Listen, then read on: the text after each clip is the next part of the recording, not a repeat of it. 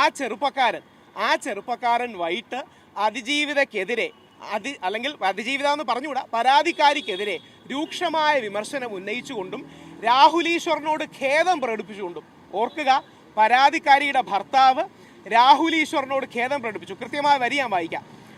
രാഹുൽ ഈശ്വർ തെറ്റൊന്നും ചെയ്തിട്ടില്ല, രാഹുൽ ഈശ്വറിനോട് ഖേദം പ്രകടിപ്പിക്കുന്നു എന്നാണ് ആ ചെറുപ്പക്കാരൻ പറഞ്ഞത്. ആ ചെറുപ്പക്കാരൻ്റെ പേര് പറയാത്തത് വേറൊന്നും കൊണ്ടല്ല, ഇനി അത് പറഞ്ഞു കഴിഞ്ഞാൽ പരാതിക്കാരിയുടെ ഹസ്ബൻഡിൻ്റെ പേര് വെളിപ്പെടുത്തി എന്ന് പറഞ്ഞ് എനിക്കെതിരെ അടുത്ത കള്ളക്കേസ് വരാൻ സാധ്യതയുണ്ട്. അതുകൊണ്ട് ഞാൻ ആ വീഡിയോ ഷെയർ ചെയ്തിട്ടില്ല.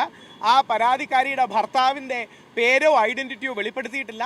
ആ പരാതിക്കാരിയുടെ ഭർത്താവ് തന്നെ എന്നെ അനുകൂലിച്ച്, രാഹുൽ ഈശ്വറിനെ അനുകൂലിച്ചും രാഹുൽ മാങ്കൂട്ടത്തിലിനെ എതിർത്തും വീഡിയോ ചെയ്യുകയും രാഹുൽ ഈശ്വർ തെറ്റൊന്നും ചെയ്തിട്ടില്ല, രാഹുൽ ഈശ്വറിനോട് ഖേദം പ്രകടിപ്പിക്കുന്നു എന്നും ആ പരാതിക്കാരിക്കെതിരെ രൂക്ഷ വിമർശനങ്ങൾ, ആ വിമർശനം എനിക്ക് പറയാൻ പോലും പറ്റില്ല, കുറച്ച് അതിരൂക്ഷമായ വിമർശനങ്ങൾ ഉന്നയിക്കുകയും ചെയ്തിട്ടുണ്ട്.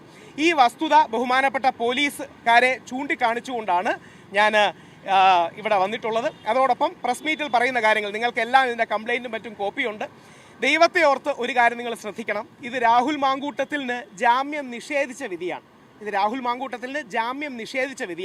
ഇതിൻ്റെ 14-ാം പേജിൽ ബഹുമാനപ്പെട്ട കോടതി പറയുന്നു, allegation of rape initially with the consent and thereafter against her will without her consent is not supported by any material at this point of time.